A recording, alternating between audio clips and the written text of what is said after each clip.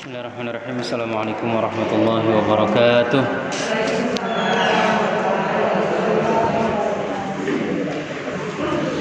Alhamdulillahi rabbil alamin.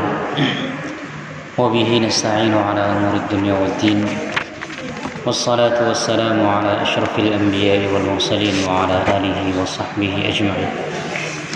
Subhanaka la ilma lana illa ma 'allamtana innaka antal alimul hakim. Rabbi shrah li sadri wa yassir li amri wahlul 'uqdatam min lisani yafqahu qawli, amma ba'du. Ibu-ibu jamaah yang dirahmati Allah Subhanahu wa taala, alhamdulillah kita bersyukur kepada Allah pada kesempatan sore hari ini kita dipertemukan lagi untuk kita melanjutkan kajian kita khusus untuk muslimah. Kita mengkaji gambaran kehidupan sahabat-sahabat perempuan Nabi Sallallahu Alaihi Wasallam di masa kenabian beliau. Terakhir kita sampai halaman berapa? 31. Oke. Ya, kita mengisahkan tentang Asma binti Umais, salah satu sahabat yang mulia. Istrinya Ja'far bin Abi Thalib. Ja'far ini sepupunya Nabi Sallallahu Alaihi Wasallam dan beliau saudaranya Ali bin Abi Thalib. Abu Thalib itu pamannya Nabi Muhammad, sehingga dia sepupu, sama-sama keturunan dari Bani Hashim, dari kakek beliau Abdul Muttalib. Di antara yang disampaikan dalam kitab ini keistimewaan atau kemuliaan Asma ikut hijrah bersama para pria ke Habasyah. Jadi kita berbicara tentang bagaimana perempuan di zaman Rasulullah SAW tetap berinteraksi seperti biasa dengan laki-laki. Karena kita sama-sama manusia, laki-laki dan perempuan adalah saudara kandung. Artinya ya bagian dari kemanusiaan. Maka interaksi tidak akan pernah bisa dihilangkan. Cuman Islam mengatur supaya tetap sesuai dengan koridor syariat dan juga sesuai dengan koridor akhlak. Maka ketika orang dia menghilangkan atau memutus adanya interaksi laki-laki dan perempuan, maka ini tidak masuk bagian dari agama Islam. Karena nanti seakan-akan laki-laki itu sendiri, perempuan sendiri. Nah, kita sama-sama manusia, sehingga mau tidak mau pasti harus ada interaksi antara laki-laki dan perempuan. Nah, ini Asma binti Umais pergi hijrah bersama suaminya dan juga bersama dengan rombongan laki-laki yang lainnya ketika hijrah dari Mekah ke Habasyah, Ethiopia. Kemudian beliau juga menemui Rasulullah dan para sahabat setelah sampai ke Madinah. Ini sahabat ini sahabat laki-laki. Kemudian ya Rasulullah SAW juga berbicara, bertanya-tanya. Ada percakapan antara Rasulullah dengan Asma binti Umais. Padahal kalau kita lihat sepupu, ini sepupu ipar. Sepupu ipar itu bukan mahram. Kalau bukan mahram berarti seperti manusia orang biasa. Tapi apakah kemudian tidak boleh berinteraksi, tidak boleh saling ngobrol, tidak boleh saling bertemu? Boleh. Rasulullah SAW di hadis terakhir ini berbicara kepada Asma binti Umais. Mengapa aku lihat badan anak-anak saudaraku sangat kurus? Apakah mereka kelaparan? Artinya, wahai Asma binti Umais, ini saudaraku karena dia istrinya Ja'far. Ja'far sepupu Rasulullah. Kenapa anak-anakmu ini kurus-kurus? Apa tidak ada makanan? Ternyata kena ain, semacam sihir. Artinya ada orang tidak suka yang menimpakan keburukan melalui berbagai cara, dengan bantuan jin, dengan dengan ilmu sihir kepada mereka. Sehingga Rasulullah mengatakan mantralah mereka.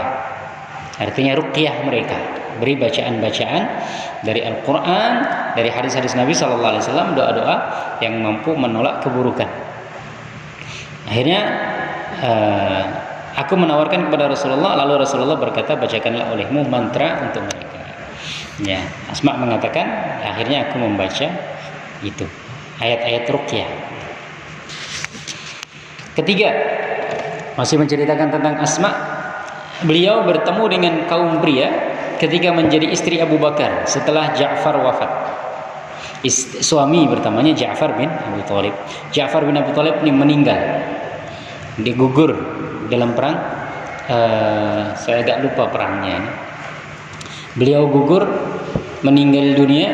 Akhirnya kemudian istrinya ini dinikahi oleh Abu Bakar, Abu Bakar As-Siddiq. Nah, ketika menjadi istri Abu Bakar ini, beliau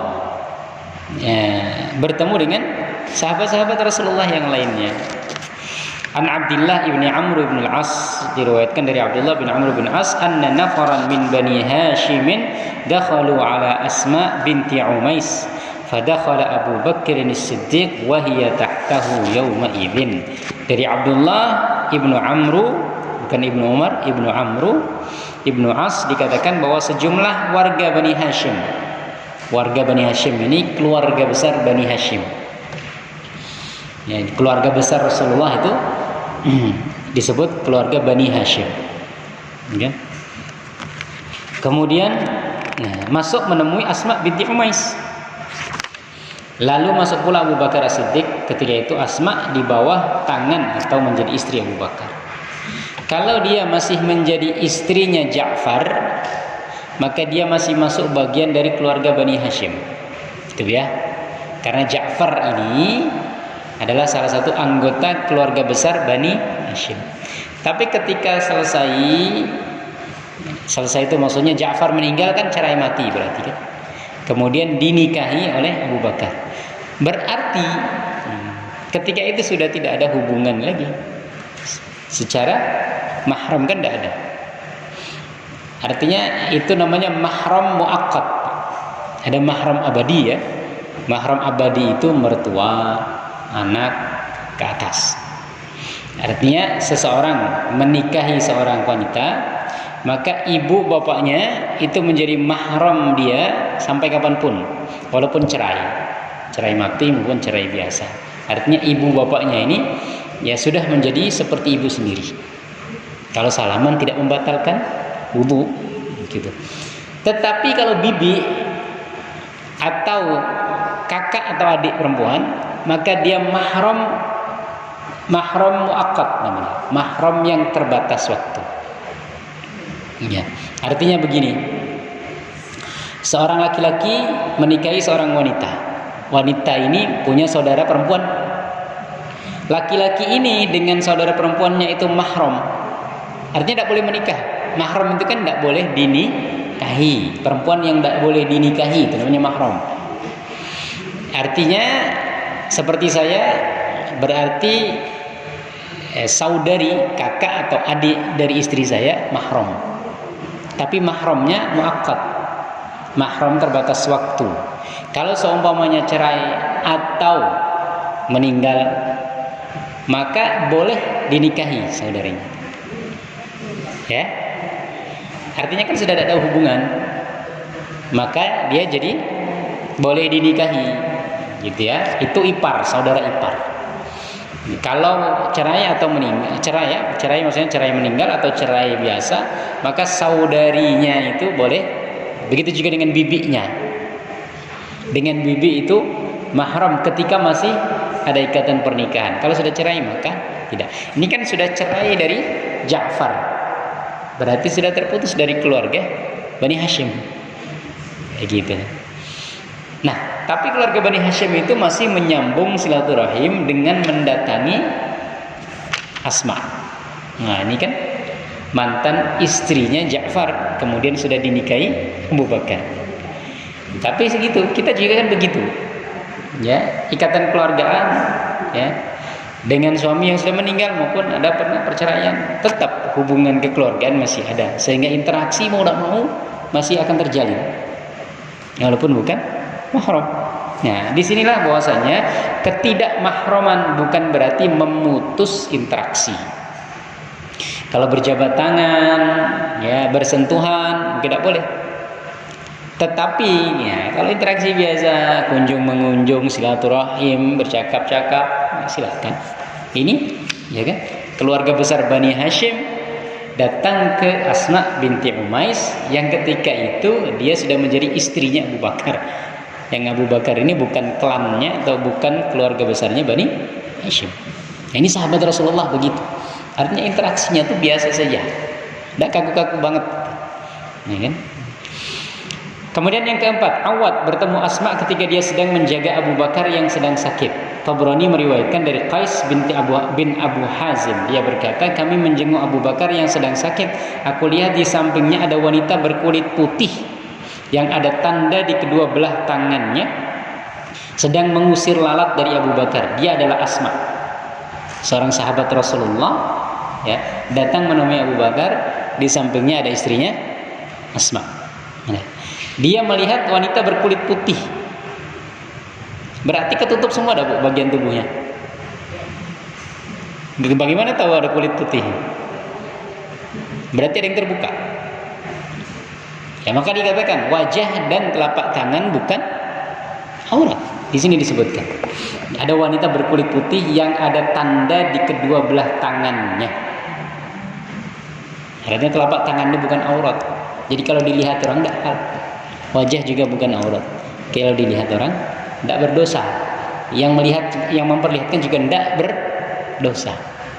Nah, ini istrinya Abu Bakar, Asma bin Umais, dilihat. Ya. Jadi berkulit putih yang ada tanda. Wallahu alam tandanya seperti apa di tangannya. Artinya tangan dia terbuka sehingga terlihat. Ya, sampai mana? Sampai pergelangan tangan. Ya. Ini ya. Jadi bukan aurat. Bagaimana kalau ditutupi, Ustaz? Tidak masalah ditutupi. Yang salah itu menganggap wajib menutupi. Ya kan? Menganggap wajib itu yang tidak boleh. Kalau sunnah tetap kita anggap sunnah, mubah tetap kita anggap mubah, haram kita tetap anggap haram. Boleh tidak kita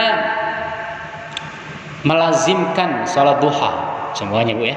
Artinya kita sholat duha terus menerus. Boleh tidak? Boleh, tapi jangan anggap wajib. Kalau menganggap wajib salat duha, maka tidak boleh. Itu ya. Tetap saya ingin konsisten salat duha, tapi tetap anggap sebagai sunnah. Gitu tadi ya. Jadi telapak tangan dan wajah bukan aurat, tetap anggap bukan aurat. Kalau mau ditutup silahkan. Artinya kalau ada orang yang tak menutup, tidak mengurangi keislaman dia, karena dia sudah menutup anggota aurat yang lain. Gitu ya. Ya. Dan jangan juga kemudian mengharamkan itu tidak membolehkan sama sekali. Ada orang pakai cadar tidak boleh, haram. Nah, boleh juga, boleh, karena boleh. Ya, mau pakai sarung tangan boleh tidak? Boleh. Ya kan? Cuman tadi kalau hukum itu boleh, biarkan dia boleh. Jangan jadikan wajib, jangan jadikan haram. Ya, gitu ya. Sholat tarawih hukumnya apa? Sunnah. Saya mau sholat tarawih sebulan ini penuh. Silahkan. Tapi jangan diwajibkan. Sholat tarawih wajib. Jadi kalau udah sholat sunnah berdosa. Nah, ini kan jadinya salah. Atau haram sholat tarawih karena Rasulullah tidak pernah sholat tarawih. Nah, jadinya. Jadi kalau sunnah tetap kita biarkan sunnah. Ya. Jadi di sini sahabat Rasulullah telapak tangannya terlihat. Artinya telapak tangan bukan bagian dari aurat. Sehingga orang yang melihat dan yang memperlihatkan tidak dosa kecuali ada perasaan itu maksudnya dengan melihat itu kemudian timbul nafsu, maka itu tidak boleh. Ya, semuanya, jangankan untuk melihat wajah. Kalau kita melihat dinding saja kemudian, ya kan, timbul nafsu, maka tidak boleh. Jadi ya, jangankan melihat. Jadi artinya di situ. Tetapi yang namanya nafsu ini kan perasaan setiap orang, tidak bisa dinilai. Tidak bisa dinilai orang lain. Artinya itu hubungan seseorang dengan Allah. Ada seorang ketika melihat wajah perempuan kemudian dia timbul nafsu. Nah, kalau dia teruskan berarti dia berdosa, ya kan? Tapi kalau tidak, kan berarti tidak berdosa karena wajah bukan aurat. Wajah saya ini kan bukan aurat. Ibu melihat wajah saya, ini kan tidak berdosa. Kan begitu. Nah, kecuali timbul hasrat, nah berarti palingkan. Rasulullah kan, Allah kan begitu. Qul lil mu'minina yaghdud qul lil mu'minati yaghdudna min absarihinna wa yahfadna furujahunna. Wa qul lil mu'minina yaghuddu min absarihim. Katakanlah kepada perempuan-perempuan muslim hendaklah menundukkan pandangan. Artinya bukan menutup penglihatan, tapi menundukkan pandangan. Artinya kalau melihat sesuatu kemudian timbul, maka tundukkan pandangan. Bukan berarti kemudian ketika kita berbicara itu harus menunduk terus. Enggak. Ya kan? Ini perintahnya untuk laki-laki dan perempuan. Artinya laki-laki juga harus menahan pandangan, perempuan juga sama harus menahan pandangan, karena laki-laki dan perempuan sama-sama manusia. Bisa suatu saat timbul hasrat, timbul nafsu, sama. Gitu kan? Makanya perintahnya itu dua-duanya sama. Nah, karena wajah ini bukan bagian dari aurat, maka seorang laki-laki melihat wajah perempuan, perempuan melihat wajah laki-laki tidak berdosa, kecuali tadi itu ya. Kecuali tadi itu ada muncul perasaan atau hasrat atau nafsu, maka dipalingkan. Makanya Ali bin Abi Thalib ketika tanya kepada Rasulullah, Rasulullah bagaimana? Untuk pertama itu adalah untukmu. Artinya pandangan pertama tidak dosa. Ada pandangan pertama, ya mandang seseorang kemudian timbul, maka tidak dosa kalau dipalingkan. Tapi kalau dilanjutkan maka dia berdosa, begitu ya. Kita pun dapat melihat bagaimana kehebatan dan keberanian Asma binti Umais dalam menghadapi Umar bin Al-Khattab yang ditakuti oleh semua kaum laki-laki. Ini kita sudah baca kisahnya. Umar ini kan ditakuti, jangankan manusia, setan aja takut. Tapi Asma binti Umais ini berani debat sama Umar, ya kan? Artinya berani kalau memang Umar salah. Kami lebih dahulu hijrah daripada kalian, karena itu kami lebih berhak terhadap Rasulullah daripada kalian. Ini sudah kita singgung kemarin ya. Asma marah dan berkata, demi Allah kalian bersama Rasulullah memberi makan orang lapar dan menasihati orang-orang yang bodoh di antaramu, sementara kami berada di suatu negeri yang jauh dari Rasulullah jika dilihat dari segi keturunan, dan benci terhadap Islam ketika kami di Habasyah. Semua itu dilakukan demi mencari ridha Allah dan Rasulnya. Demi Allah saya tidak akan makan dan minum hingga saya menyampaikan apa yang kamu ucapkan itu kepada Rasulullah. Kami diganggu dan ditakut-takuti, dan saya akan menuturkan hal itu kepada Nabi dan bertanya kepada beliau. Demi Allah saya tidak berdusta, menyimpang atau menambah-nambahnya. Jadi kisahnya saya ulang lagi. Asma binti Umais ini dulu hijrah ke Habasyah bersama dengan beberapa sahabat. Jadi sebelum hijrah ke Madinah itu ada sekelompok sahabat itu yang hijrah ke Habasyah. Setelah kemudian Rasulullah dan para sahabat hijrah ke Madinah, mereka nyusul dari Habasyah ke Madinah, sehingga mereka datangnya terlambat memang. Karena mereka itu pernah dibohongi. Jadi pernah mereka itu dibohongin oleh orang-orang musyrik. Mereka orang-orang musyrik menyampaikan kabar bahwasanya Mekah sudah aman. Kalian yang dari Ethiopia balik saja ke Mekah. Mekah sudah aman. Artinya sudah terkendali Islam. Ternyata ketika balik malah disekap, kemudian dianiaya. Gitu kan? Kan dulu nggak ada WA, ada apa? Nggak bisa mengkonfirmasi berita sekarang. Sehingga kalau ada, oh ya, akhirnya mereka datang tuh, sebagian dari Habasyah itu balik ke Mekah karena menganggap Mekah sudah aman. Jadi sudah ada yang menzalimi, sudah ada yang menyiksa. Ternyata itu bohong. Orang-orang Mekah, maksudnya orang-orang musyrikin itu pengen dari mancing, sehingga ketika mereka sampai disekap, kemudian ya dianiaya lagi, disiksa dan lain sebagainya. Nah, ketika kabar bahwasanya Rasulullah hijrah ke Madinah, mereka juga ingin mencari kebenaran, dicari dulu bener enggak, kan begitu, dipastikan dulu, sehingga mereka datangnya terlambat. Nah, Umar mengatakan, aku duluan daripada kalian yang dari Ethiopia. Berarti aku lebih mulia dari kalian karena aku hijrahnya duluan ke Madinah dari Mekah. Asma tidak terima, ya kan? Kamu enak hijrah sama Rasulullah. Ketika ada apa-apa ada yang nguatin. Rasulullah bisa ngasih nasihat, bisa ngasih makan, bisa ini. Kan hijrah sama pimpinan enak. Kami ke Ethiopia itu hijrah sendiri. Rasulullah masih di Mekah. Kami lari sendiri. Kami naik perahu sendiri. Dia nggak ada yang jadi pimpinan kami, sehingga kalau kami ini nggak ada yang menasihati dan lain sebagainya. Kemudian itu jadi disebutkannya Semua itu dilakukan demi mencari ridha Allah Subhanahu wa taala. Dan lebih jauh juga. Artinya lebih jauh itu secara bangsa. Ethiopia itu kan orang kulit putih, kulit hitam. Bukan bangsa Arab. Makkah dan Madinah walaupun perjalanan agak jauh, tetap jauh, tetapi tetap satu bangsa begitu. Ini tetap satu ras. Sehingga secara keturunan, bahkan Rasulullah itu kan keturunan Madinah. Jadi Rasulullah itu masih ada keturunan Madinah. Ya, kakek-kakeknya itu masih dari Madinah. Nah, artinya ya, kami hijrah ke suatu tempat yang benar-benar asing. Secara kebudayaan asing, secara kebiasaan asing, dari bangsa yang asing. Ya kayak kita sebenarnya kan. Kalau kita hijrahnya cuma ke Malaysia, sama-sama Melayu. Ya kan? Tapi kalau semuanya kemana? Ya, ke Australia, ya kan nyebrang juga dikit ke Australia. Sudah orang beda ras dengan kita, bahasanya sudah beda, kan lebih susah berinteraksi. Kalau ke Malaysia, ya masih dikit-dikit paham. Ya. Itu sehingga mereka ini ya, Asma lapor kepada Rasulullah. Rasulullah, Umar merendahkan kami, dianggapnya dia lebih baik daripada kami. Rasulullah mengatakan kalian lebih baik karena kalian punya 2 kali hijrah, sementara Umar cuma sekali hijrah. Tapi pelajaran yang ingin diangkat dari kisah ini adalah bahwasannya Asma binti Umais memiliki keberanian untuk mendebat Umar. Yang Umar ini setan aja takut. Makanya perempuan juga harus berani. Ya kan? Kalau melihat ketidakbenaran, ya disampaikan. Begitu ya. Dan pejuang-pejuang pahlawan-pahlawan nasional kan tidak sedikit juga yang dari perempuan. Siapa yang terkenal? Kartini. Yang lain, Bu? Haji. Nah, yang perempuan aja tidak tahu gimana? Yang perempuan malah tahunya yang laki-laki. Yang dari Padang itu siapa? Cut Mutia, ada yang dari Aceh.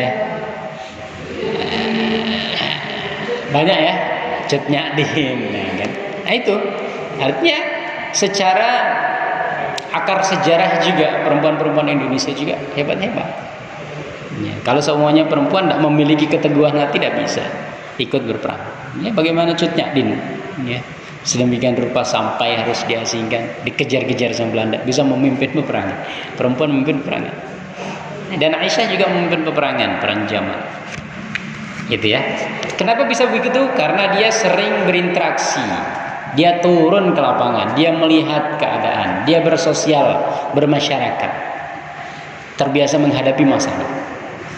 Terbiasa berhadapan dengan masalah, terbiasa menyelesaikan masalah, sehingga tertempa nih.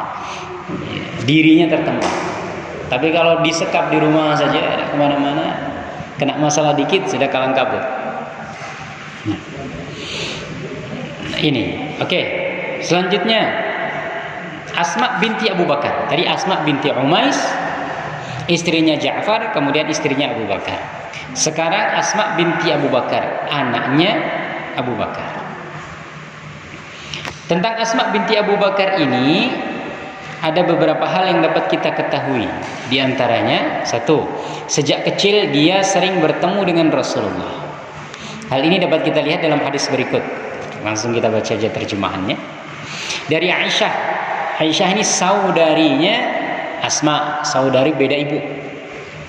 Sama-sama bapaknya Abu Bakar. Ya, jadi Aisyah dengan Asma ini saudara beda ibu. Tapi sama-sama binti Abu Bakar. Nah, Aisyah ini mengisahkan Asma ini lebih besar daripada Aisyah. Sekitar belasan tahun kalau saya tidak salah. Lebih tua belasan tahun daripada Aisyah. Aisyah, istri Rasulullah berkata, tidak aku ketahui tentang kedua orang tuaku selain keduanya memeluk agama Islam. Dan tidak berlalu dari kami satu hari pun kecuali Rasulullah datang kepada kami di kedua pinggir siang, pagi dan sore. Ya, artinya Asma juga Aisyah sebelum dinikahi, ya, sering melihat Rasulullah karena Rasulullah sering main ke rumahnya Abu Bakar. Jadi Rasulullah itu kebiasaannya main ke rumah Abu Bakar pagi dan sore. Ya, di situ ada anaknya juga. Dan Asma ini sudah lumayan, sudah agak dewasa dibanding dengan Aisyah. Sehingga ya bertemu juga dengan Rasulullah. Makanya ketika hijrah itu kan Rasulullah ngajak Abu Bakar kan. Itu Rasulullah datangnya siang-siang. Habis zuhur gitu. Enggak biasa.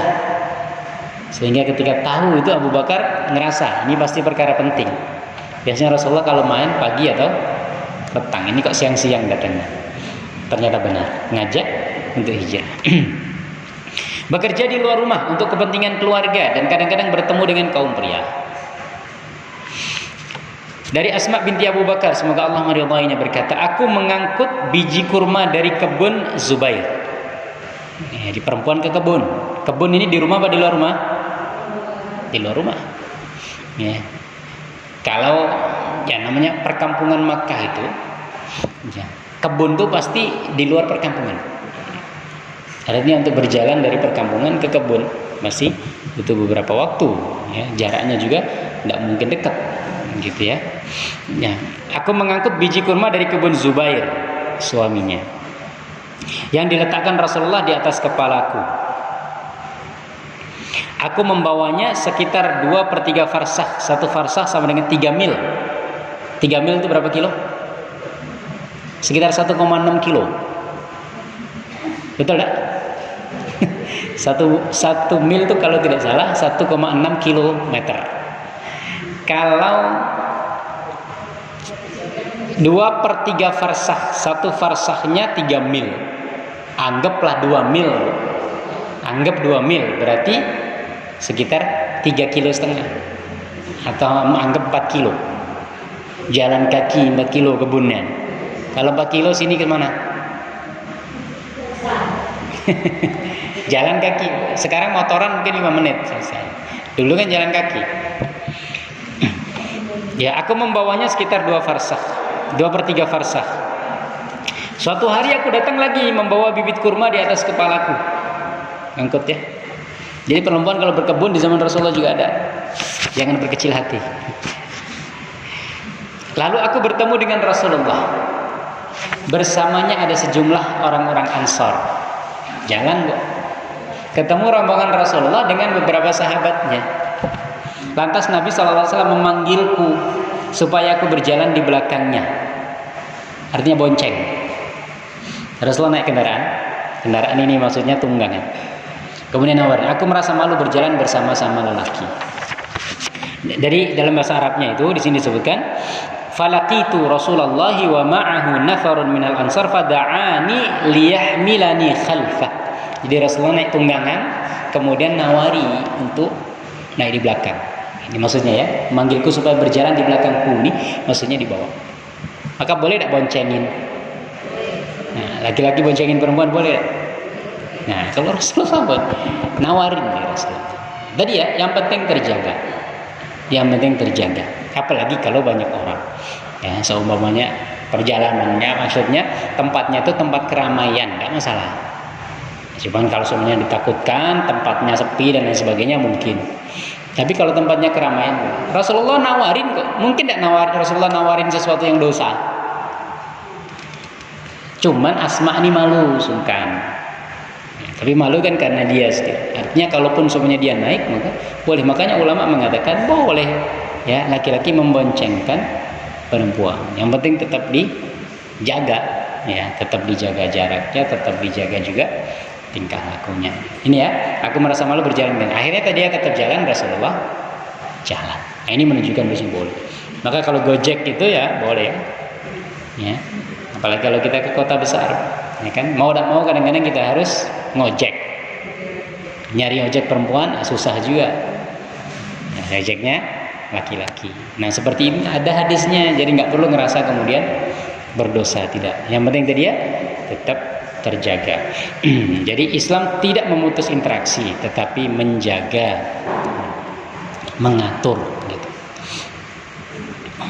Ini Asma, ya. Kemudian ketiga, suka meminta fatwa kepada Rasulullah.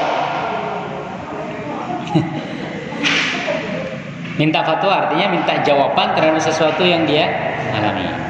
Setiap menghadapi permasalahan untuk mengetahui hukum syariatnya, sebagaimana tercantum dalam kisah berikut. dari Asma, semoga Allah meridainya, dia berkata, aku bertanya, hai Rasulullah, aku tidak punya harta selain dari apa yang diberikan Zubair suaminya kepadaku, apakah aku harus mensedekahkan? Nabi menjawab, sedekahkanlah dan janganlah kamu simpan, sebab kalau kamu simpan maka Allah akan menyimpan karunia-Nya darimu. Boleh tak bersedekah dari uang suami? Boleh. Yang pertama, kalau itu pemberian, bukan untuk keperluan sehari-hari. Pemberian kan, dikasih berapa? Memang ini udah jatah untuk istri, sebulan 1 juta. Bukan jatah untuk kehidupan sehari-hari ya. Untuk beli beras, untuk beli ini, susu anak, untuk beli popok dan sebagainya. Nah, kalau itu ya jangan diganggu-gugat. Nah, tapi kalau memang ya setiap bulan dapat pemberian secara langsung dari suami khusus untuk istri 1 juta, boleh sedekah karena itu sudah kepemilikan istri. Yang kedua, atas izin suami.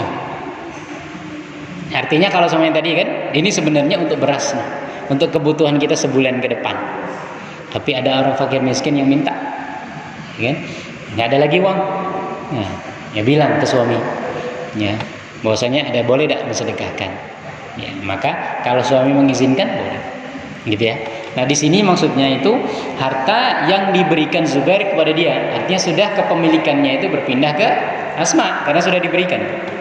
Ya, harta yang diberikan itu berarti sudah punya istri. Ya, tapi kalau tadi ya untuk kebutuhan sehari-hari berarti ini suami cuma memasrahkan untuk digunakan kebutuhan sehari-hari. Maka kalau mau diambil dari itu harus izin. Nah kalau istri punya pendapatan sendiri silakan. Ya, mau disedekahkan silakan, mau dihabiskan silakan. Kalau punya pendapatan sendiri, ya, suami tidak berhak untuk mencegah atau melarang. Ya, gitu ya. Nah, di sini karena itu sudah punya Asma, maka tapi dia masih ragu kan, boleh tidak kira-kira? Akhirnya dia bertanya. Disinilah jangan malu bertanya dan bertanya kepada laki-laki boleh. Ini Asma bertanya kepada Rasulullah. Sedekahkanlah dan jangan kamu simpan. Ya, kalau punya harta sedekahkan. Jangan disimpan karena kalau disimpan Allah juga menyimpan karunia-Nya. Allah akan menyimpan juga rezeki untuk kita. Maka jangan pelit. Jangan pelit. Orang pelit Allah akan menggenggam rezekinya. Tapi kalau orang itu ya dermawan, suka memberi, Allah akan buka rezeki dari pintu yang tidak dia sangka-sangka. Yang lainnya dari Asma binti Abu Bakar, semoga Allah meridainya, dia berkata, datang kepadaku ibuku ketika dia masih musyrik. Ibunya masih musyrik pada masa Rasulullah. Lalu aku minta fatwa kepada Rasulullah bahwa ibuku datang kepadaku menginginkan sesuatu. Apakah aku boleh berbuat baik kepadanya? Ibunya belum beriman. Dia sudah beriman, ikut bapaknya Abu Bakar. Abu Bakar kan istrinya 4. Nah, ada sebagian istrinya itu yang belum masuk Islam ketika itu. Apakah aku boleh berbuat baik kepadanya? Nabi menjawab, ya, berbuat baiklah kepadanya. Pelajaran pertama, dia tidak sungkan, tidak malu bertanya kepada Rasulullah. Walaupun dia perempuan, Rasulullah laki-laki. Yang kedua, anjuran untuk berbuat baik kepada siapapun tanpa melihat agama, keyakinan. Tidak ada salahnya kalau berbuat baik. Ya kan, selama tidak berkaitan dengan apalagi ini orang tua. Makanya dalam surat Luqman, wa in jahadaka 'ala an tusyrika bi ma laysa laka bihi 'ilmun fala tuti'huma wa sahibuhuma fid dunya ma'rufa. Kalau mereka ngajak kamu untuk berbuat syirik, ini kan kalau ada orang tua yang masih musyrik ngajak kepada kesyirikan, jangan taati. Tapi tetap berlaku baik. Nah, jadi jangan taati, ngajak nyembah patung semuanya kan. Masih Hindu, masih Buddha, masih Konghucu, ngajak nyembah Tuhan mereka, jangan taati. Tapi jangan taati bukan berarti jangan kasari. Jangan taati, wasahibahuma fid dunya ma'rufa. Perlakukanlah mereka ya dengan cara yang baik. Tetap. Nah, ini dia tanya kepada Rasulullah, ibuku datang kepadaku, ya, ingin silaturahim. Apakah aku harus berbuat baik kepadanya? Berbuat baik. Ya, tetap. Ya, jadi tidak memandang agama kalau masalah baik. Rasulullah SAW dalam bermuamalah, muamalah ini interaksi sosial, tidak pandang dia Yahudi, Nasrani, Muslim. Rasulullah itu ketika meninggal, baju perangnya itu tergadaikan di tangan orang Yahudi. Jadi ketika Rasulullah meninggal itu bajunya masih tergadaikan, baju perangnya masih tergadaikan di tangan orang Yahudi. Padahal Rasulullah punya menantu namanya Utsman bin Affan. Utsman bin Affan ini kaya apa, Bu? Kaya. Ibu-ibu kalau ngutang, kira-kira ngutang ke orang atau ngutang ke menantu? Enaknya enak ngutang ke menantu, bisa digratiskan. Tidak usah bayar kan. Rasulullah punya menantu Utsman. Jangankan ngutang, minta saja boleh, ya kan? Minta pastilah. Utsman punya banyak harta. Abu Bakar itu mertuanya Rasulullah, karena anaknya Aisyah adalah istri Rasulullah. Artinya masih ada hubungan dengan orang-orang kaya. Tapi Rasulullah kok minjem uangnya ke orang Yahudi, ya kan? Ya, namanya baju tergadaikan itu kan minjem, Bu. Minjam, ini nih jaminannya. Berarti kan Rasulullah belum sempat bayar, sehingga jaminan itu masih ditahan di orang Yahudi. Artinya interaksi sosial Rasulullah dengan non muslim itu ya biasa, selama tidak berkaitan dengan agama. Tidak ngajak sama-sama sholat kan, tidak ngajak sama-sama ke gereja, tidak. Interaksi sosial biasa.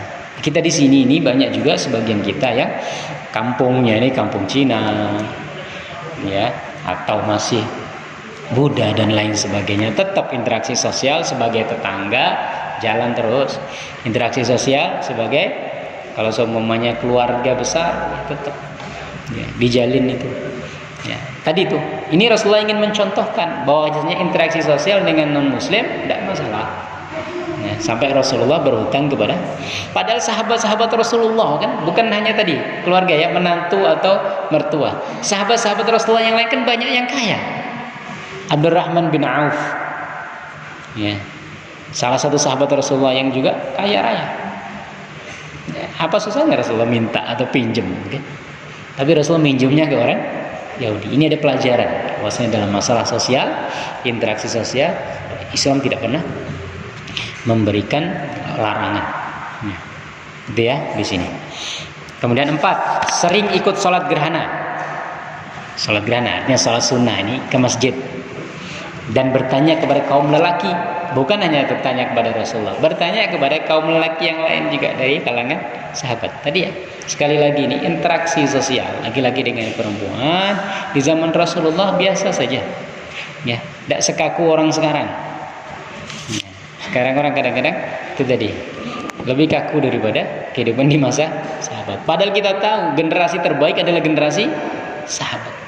Artinya kalau ketakwaan kita seakan-akan dalam kita beragama seakan-akan melebihi mereka, berarti kita sudah melebihi batas.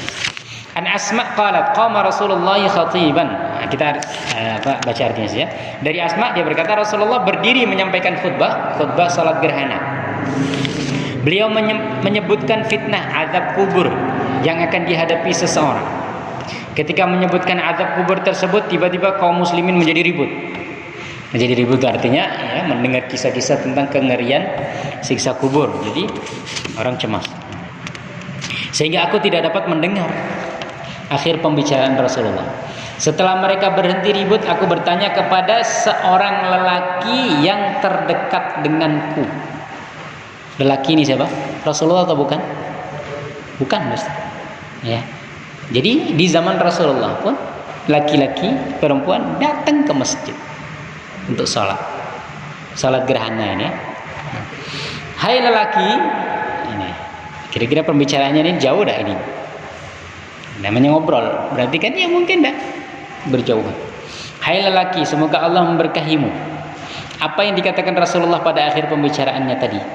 Lelaki itu menjawab, Rasulullah berkata, telah diwahyukan kepadaku bahwa kamu akan menghadapi azab dalam kubur dekat dari fitnah Dajjal. Artinya azab kubur itu hampir ngerinya mirip-mirip dengan fitnah Dajjal. Ya. Nah, tapi pelajaran di sini yang perlu digarisbawahi yang kita sampaikan sekarang, Asma ini bertanya kepada sahabat laki-laki. Ya. Pertemuan dengan aktivitas Asma binti Abu Bakar ini telah membuahkan pemikiran dan jiwa sosial yang matang, sehingga Asma mampu berdialog dengan Umar seputar masalah-masalah ilmiah. Bahkan Ibnu Abbas menyarankan orang-orang seperti orang-orang supaya bertanya kepada Asma tentang sunnah, khususnya mengenai perkara yang diperselisihkan oleh sejumlah sahabat tentang kepiawaian Asma dalam masalah-masalah khusus. Dapat kita lihat dalam hadis berikut. Nah, kita lihat contohnya. Dari Abdullah, pesuruh Asma binti Abu Bakar berkata, pesuruh ini maksudnya pembantunya, aku diutus oleh Asma kepada Abdullah bin Umar. Abdullah bin Umar anaknya Umar bin Khattab.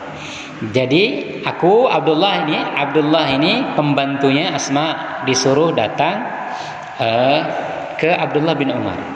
Dia Asma berkata, aku mendapat berita bahwa kamu wahai Abdullah bin Umar mengharamkan 3 perkara. Tanda yang dibuat dari sutra pada pakaian. Tanda yang dibuat dari sutra. Ya, tanda itu maksudnya kayak list-list mungkin ya, list pakaian atau renda-renda dari sutra. Artinya bukan pakaian aslinya. Ya.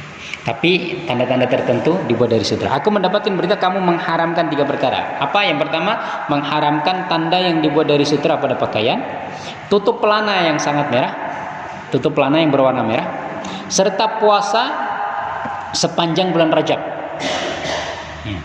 Lalu Abdullah berkata kepadaku, Abdullah bin Umar berkata kepadaku, adapun apa yang kamu sebutkan tentang bulan Rajab, maka bagaimana dengan orang yang puasa sepanjang masa?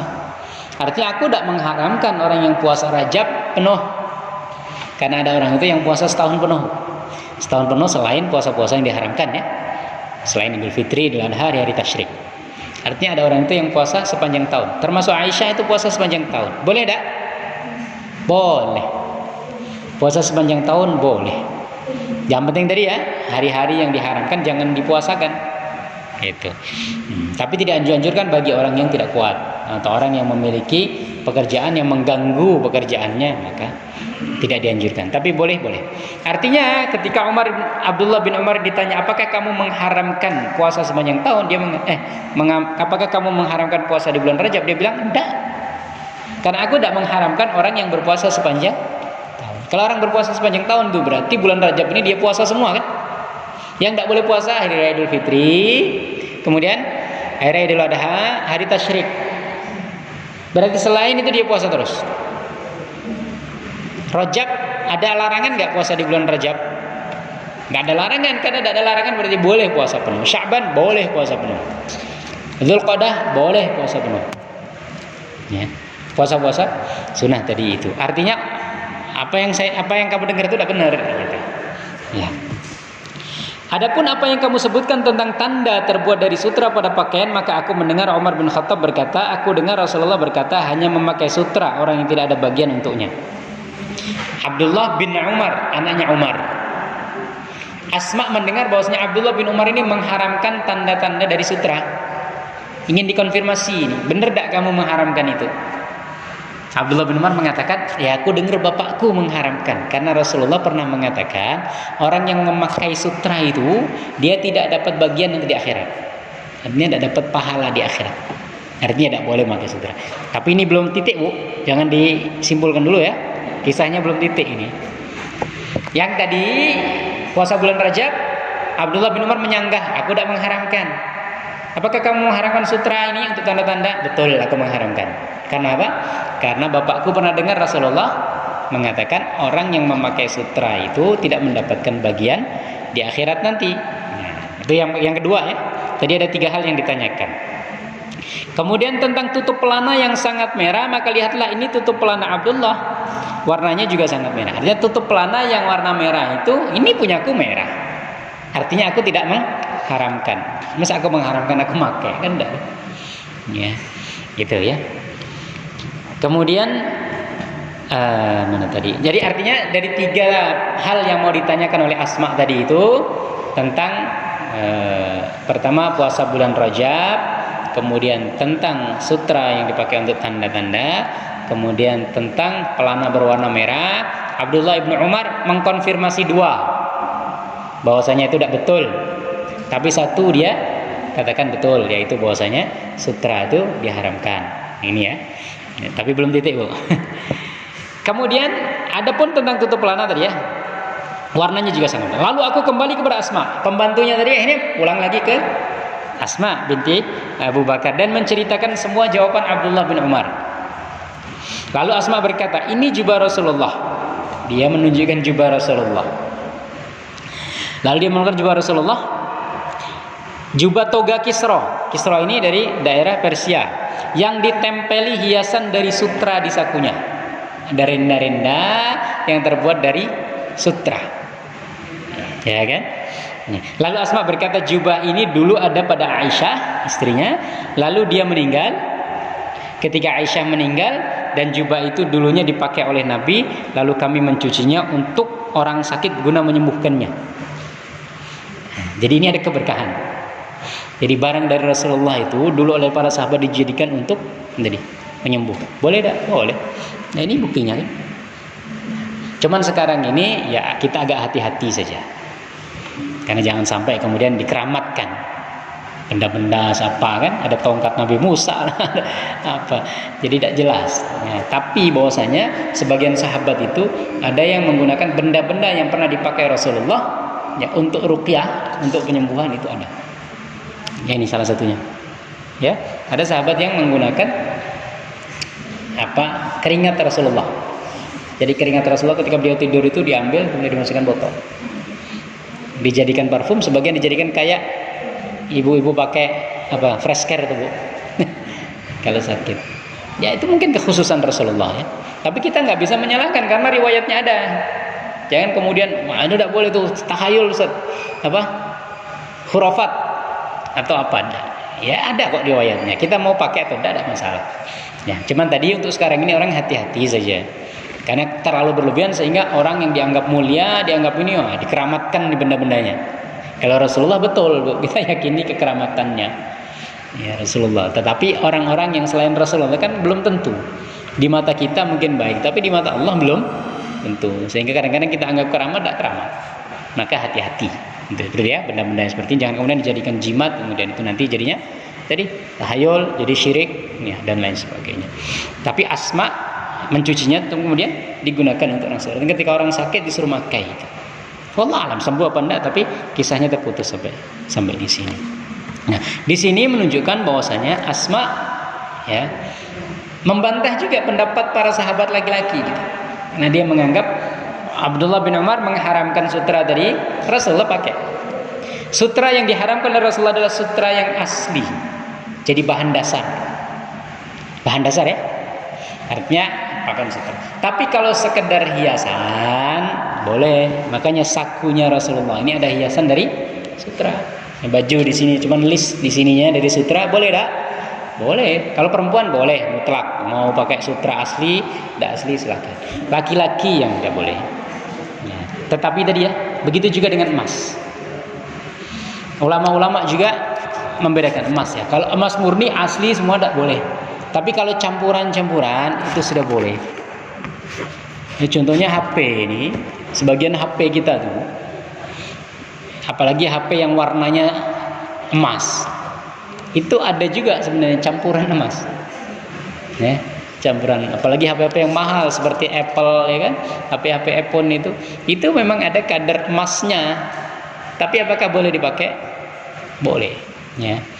Ya itu, jadi kalau emas tidak asli jadi bahan dasar semuanya maka masih dibolehkan kan. Yang tidak boleh itu kan, kita tidak boleh pakai piring emas ya cangkir emas. Tapi kalau campuran dikit-dikit atau sebagiannya ada emasnya itu tidak masalah ya, itu tidak masalah. Laki-laki tidak boleh pakai emas kan. Nah kalau seumpamanya dia pakai cincin nih, kemudian ya mungkin ada unsur-unsur emasnya dikit lah, zat-zat apa gitu kan, semuanya boleh, tidak boleh, yang penting tidak emas asli ya, atau emas menjadi bahan dasarnya, artinya bahan utamanya emas, yang lain itu cuman sekedar tambahan maka tidak boleh.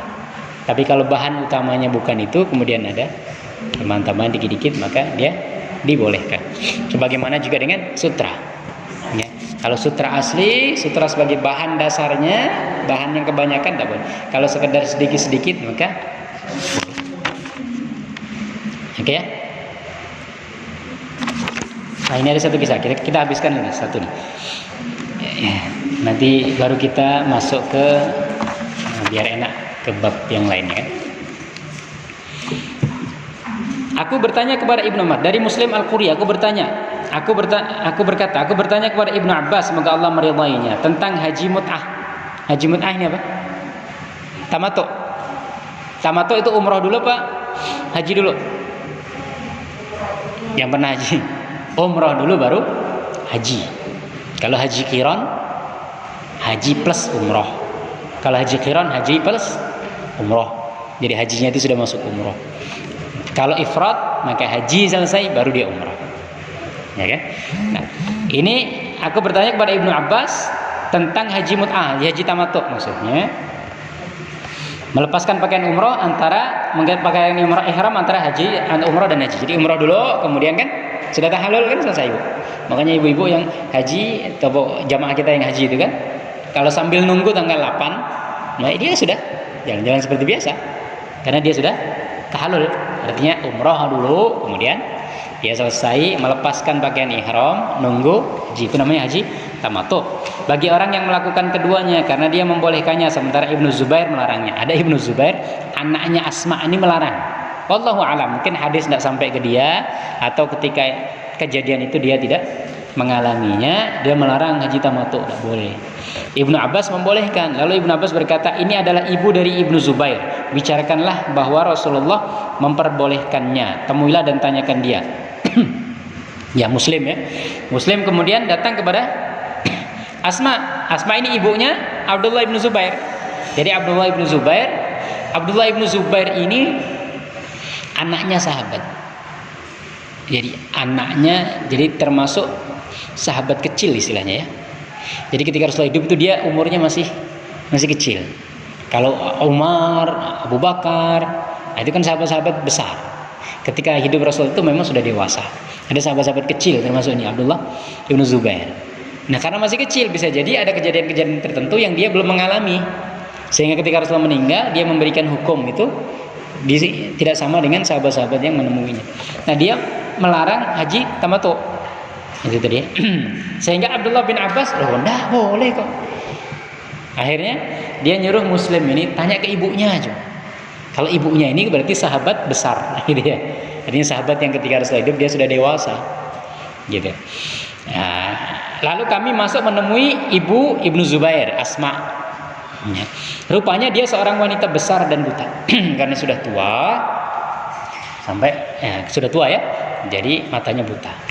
Di zaman dulu itu mungkin butanya itu bisa karena katarak atau apa, Bu. Karena memang kan tidak ada operasi ya. Jadi bukan buta bawaan, tapi buta tua.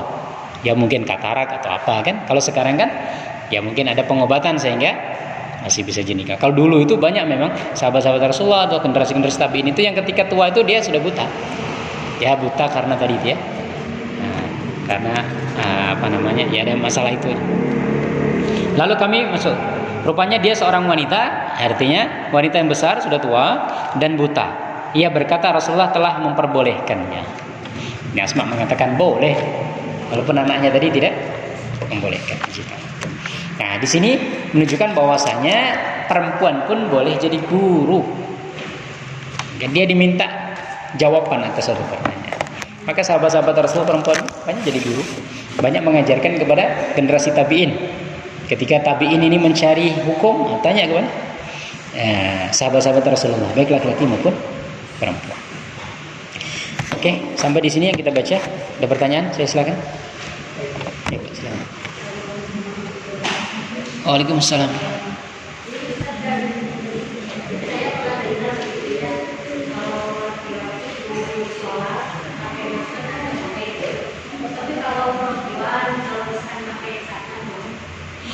Salat sama, hukumnya sama, laki-laki perempuan juga ya. Hukum asalnya makruh, tidak dianjurkan untuk. Jadi perempuan yang bercadar pun salat lepas.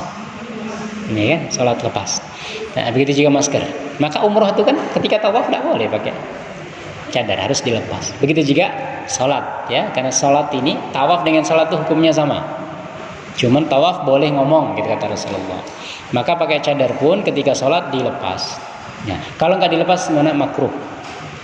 Ya, makruh ini ya tidak batal salatnya, tapi tidak dianjurkan. Tapi kan kalau kita bisa melakukan, silakan. Nah, dengan keadaan sekarang seperti ini gimana? Saya selalu menyampaikan kita jangan mudah-mudah mencari alasan. Maka saya sampaikan itu kan kita dianjurkan ya. Ketika sujud itu memakai menempelkan 7 anggota tubuh itu. Salah satunya adalah hidung. Maka kalau semuanya ketika sholat memang harus pakai masker tidak masalah, tapi ketika sujud usahakan dibuka. Ya kan? Kalau sujud usahakan dibuka. Ini kalau keadaan darurat seperti ini. Ya. Apalagi kita sudah pakai sajadah sendiri. Kan kita tuh ketika sujud kenapa pakai masker? Takut kan bekas orang lain kehirup oleh kita. Nah, kalau sajadah sajadah kita, apalagi yang takut? Ya kan? Maka tidak ada alasan lagi untuk pakai masker ketika sujud. Nah, ketika tidak sujud itu kan mungkin takut bersin atau lari kemana-mana gitu kan, tidak masalah. Tapi ketika sujud itu kan, kalau bersin pun ketika sujud tidak mungkin lari kan, pasti juga ke situ. Maka itu tadi ya, jangan mudah-mudah karena alasan itu dia COVID, kemudian kita mengubah dengan seenaknya hukum-hukum yang sudah ditetapkan. Nah, kalau perempuan pakai masker ya usahakan tidak, karena kalau apalagi sholatnya di rumah kan. Takut apalagi di rumah, ya sudah salat seperti biasa. Gimana Bu? Kalau ke masjid? Kalau ke masjid silakan. Kalau memang dibolehkan untuk lepas lebih baik lepas. Ya. Sekarang ini juga jamaah kita tuh udah banyak cuman seremonial. Artinya disuruh ya kalau pas salat dilepas. Karena apa ya itulah. Kita aja kalau sama orang berhadapan dengan orang ya, mohon maaf. Kita berhadapan dengan orang ketika pakai masker, kira-kira sopan apa enggak? Bukan masa COVID ya, masa biasa. Ya. Kita ngadap ke atasan pakai masker, pasti tidak sopan. Kita ngadap Allah, maka tidak dianjurkan untuk menutup wajah.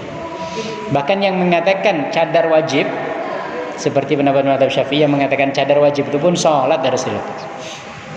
Apalagi yang mengatakan cadar tidak wajib. Ya Bu, ya dilepas.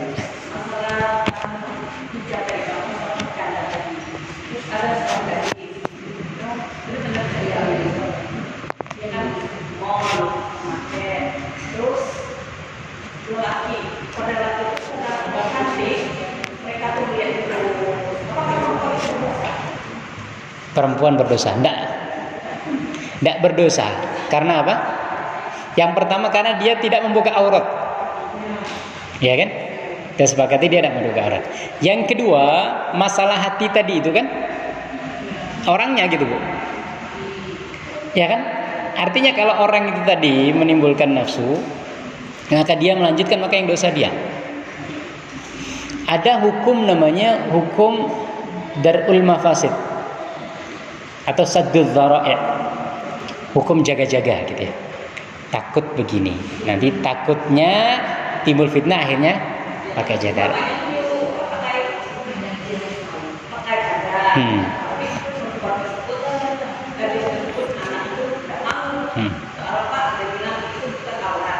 Ya. Cuman itu tadi, jadi darul mafasid tidak boleh mudah-mudah. Sekarang itu dengan alasan menjaga itu terlalu berlebihan juga. Saya kasih contoh begini. Kita kalau jual pisau ya, boleh tidak jual pisau? Boleh. Tapi kalau pisau itu digunakan untuk membunuh, maka darul mafasid, artinya untuk menjaga, ya, itu tidak boleh jual pisau. Tapi kan masalah orang yang beli itu kan kita tidak tahu. Artinya kalau sekedar darul mafasid ya, pisau ini ya digunakan untuk membunuh sehingga tidak boleh jualan pisau. Nah, berarti nggak ada yang jualan pisau. Karena seumpamanya kan 1 dari 2 atau 3, pasti nanti ada digunakan untuk yang keburukan gitu. Maka darul mafasid juga harus ditaruh porsinya masing-masing. Kalau kita lihat, oh ini yang beli ini, saya jual pisau kan, yang beli ini dia begal, ya sudah tidak boleh. Tidak, saya tidak jual ke kamu. Tapi yang beli kiai semuanya kan, tidak boleh Pak, takutnya nanti Bapak gunakan untuk nusuk orang. Ini ulama. Ya mungkin buat nyembelih atau buat apa. Kan begitu ya tadi. Nah, begitu juga ketika darul mafasid tadi dengan pakai cadar, yang pertama tadi ya, hukum asalnya seperti itu. Boleh untuk menghindari dari keburukan, tapi tetap ditimbang. Jangan-jangan kita terlalu GR orang melihat itu kan. Jangan-jangan kan. Ya kan, orang-orang lihat saya padahal tadi ngeliat biasa. Ngelihat tidak pakai nafsu. Tinggal saya harus pakai cadar kenapa? Orang lihat saya semua. Nah, jangan-jangan kan. Tidak terlalu GR. Dan orang melihat belum tentu merasa. Begitu ya. Tapi boleh pakai cadar, boleh, silakan. Saya sampaikan boleh, tidak haram. Tapi tadi itu ya. Jadi tetap porsinya masing-masing. Dan ketika pakai cadar, jangan menganggap yang nggak pakai cadar itu tidak baik atau kurang kesolehannya. Tidak, sama. Ya, laki-laki juga begitu. Yang nggak pakai baju koko seakan-akan tidak. Ya kan? Ya, baju koko ini kan cuman ya itu tadi. Apa ya? Sudah kayak adat saja. Ya kan? Nah, orang yang mungkin bajunya compang-camping bisa jadi lebih soleh daripada. Yang penting menutup aurat. Nah, setelah itu ya itu kelebihan. Nah, sekarang kan banyak, kalau di Timur Tengah banyak, bukan hanya cadar, sarung tangan, bahkan mata itu pun ditutupi pakai jaring-jaring kecil.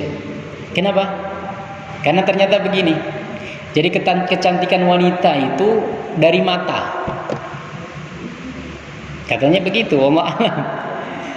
Artinya kalaupun ditutupi nih, mata itu masih kelihatan berbinar, itu masih bisa. Iya kan? Makanya ketika Al-Quran mensifati bidadari-bidadari surga itu, yang disifati matanya. Wahurun na'in ka'amsalil. Bidadari-bidadari yang bermata besar dan jernih, bening. Enggak mensifati hidungnya, enggak mensifati bibirnya, enggak mensifati pipinya. Yang disifati apa? Mata. Nah, katanya begitu. Nah, jadi letak kecantikan wanita itu pertama di mata, katanya begitu. Sehingga mata pun dijaring sama dia, sehingga tidak dilihat. Dia boleh tidak? Ya silahkan saja. Cuman tadi itu karena dia tidak aurat ya jangan dipaksakan kepada orang. Wallahu a'lam. Iya.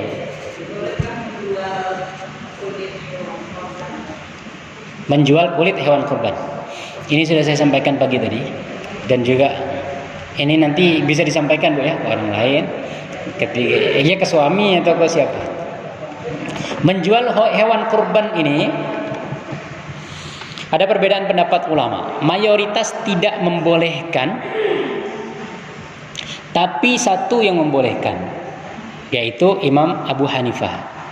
Tapi membolehkan itu tidak untuk dimanfaatkan untuk makan-makan gitu ya. Tapi gini, jadi dulu itu kan kulit hewan kurban itu kan dimanfaatkan. Jadi seluruh bagian tubuh itu dimanfaatkan, termasuk kulit. Orang-orang dulu kulit itu dijadikan tempat air minum. Jadi kulit binatang itu kan dijahit. Orang-orang zaman dulu ya, dijadikan tempat minum kayak gentong kita gitu, kok. Sekarang kan orang mau udah kayak gitu. Ya, beli gentong aja di pasar berapa puluh ribu daripada kita harus jemur kulitnya, bau lagi kan, harus disamak, dibersihin, harus dijahit, ribet. Sehingga banyak orang yang tidak memanfaatkan itu, sehingga dibuang ya. Kadang-kadang ya ada sebagian jadikan kerupuk. Silakan. Abu Hanifah membolehkan untuk menjual, tetapi uangnya dibelikan sesuatu yang bermanfaat. Kulit tadi dijual, ya kan? Kemudian dibelikan gentong untuk tempat air, atau diberikan perabot rumah tangga, ya, untuk dimanfaatkan. Karena asalnya kan begitu. Orang zaman dulu itu kan memanfaatkan untuk itu. Ya. Jadi baik dijadikan jaket, dijadikan ini dan lain sebagainya. Tapi sekarang kan tidak bisa. Sehingga Abu Hanifah membolehkan, tapi mayoritas ulama tidak membolehkan.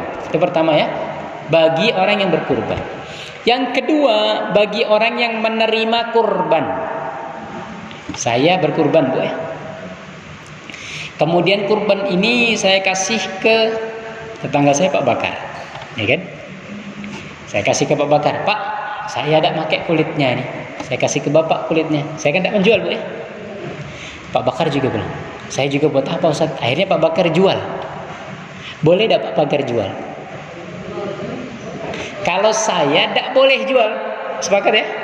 Tadi ya, kalau untuk mayoritas pendapat ulama, kan saya yang kurban. Namanya kurban itu sedekah, Bu. Namanya sedekah, tidak boleh dijual lagi. Ini kan? saya sedekah, terus habis sedekah kamu harus bayar dong berapa? Tidak boleh. Kurban itu kan sedekah, sehingga sedekah itu sudah nggak boleh lagi ada pengembalian transaksi jual beli. Tapi ketika orang yang diberi, boleh tidak dia menjual?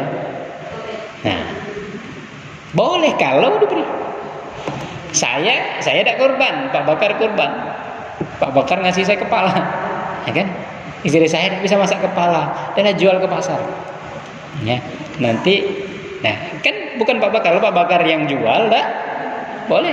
Tapi saya yang dikasih boleh. Nah begitu ya. Nah sekarang juga begitu. Kalau ibu berkorban maka jangan dijual. Kalau ibu dapat dari orang dijual boleh, karena bukan ibu yang berkorban. Korban itu sedekah. Makanya saya kasih solusi untuk panitia itu, serahkan kulit itu ke masjid, sedekahkan ke masjid. Kan saya kurban, saya sedekahkan ke masjid. Masjid mau ngapain silahkan. Mau dijadikan gendang, mau dijadikan sebagai beduk, mau dijadikan papan apa, atau mau dijual silahkan. Yang saya tidak boleh jual, orang yang dikasih boleh jual, itu ya. Nah, jadi kita posisi di mana? Karena kalau tidak gitu Bu, yang pertama mubazir, karena nggak ada yang bisa ngolah, malas, tidak punya waktu, akhirnya dibuang percuma. Yang kedua, kalau dikasih pun akhirnya kan kita tidak bisa juga. Saya dikasih, saya tidak bisa manfaatkan juga, saya kasih, akhirnya diambil sama tukang kulit. Tukang kulit diapain? Diolah jadi rebana, jadi ini, jadi itu, dijual apa diapain? Tidak mungkin dikembalikan lagi ke masjid Bu. Tidak mungkin dikembalikan kita, pasti dijual.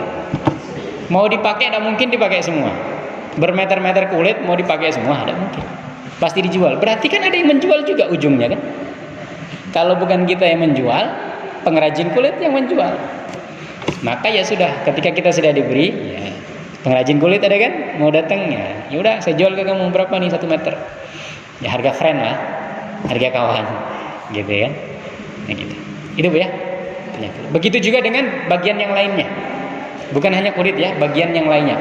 Tak boleh mengupah tukang jagal dengan bagian dari kurban. Tadi itu kan karena nggak boleh transaksi jual beli. Kalau upah ini kan jual beli jasa. Ya. Tapi jangan juga mensiasati. Ya. Sekarang ngakal-ngakalin hukum juga jangan. Ya tadi itu saja. Jagal berapa sih satu sapi kamu nyembelih? Satu sapi 50.000 Pak. Ya sudah, ini 50.000. Udah. Kamu jagal, kamu potong-potong sampai selesai. Ya kan? Kalau mau ngasih, ya kasih bagian dari. Jangan kamu jagal ya nanti saya kasih kepala. Itu sudah kayak upah. Ya kan? Kamu jagal ya saya kasih kepala. Berarti sudah kayak upah. Biarkan dia jagal, ya. Kalau dia minta, ya kasih uang. Kalau tidak, ya sudah. Dia tidak minta kan? Ya cuman kita kasih, tidak masalah. Aku tidak minta, ya boleh ngasih. Seperti saya ngasih tetangga, seperti saya ngasih sahabat, seperti saya juga ngasih kepada tukang jagal, boleh. Wallahu a'lam bishawab. Oke, kita cukupkan Bu ya. Setengah 6. Mudah-mudahan ada manfaatnya. Insyaallah kita lanjutkan pada kesempatan yang lainnya. Aku qouli hadza wa astaghfirullahaladzim li wa lakum. Wassalamualaikum warahmatullahi wabarakatuh.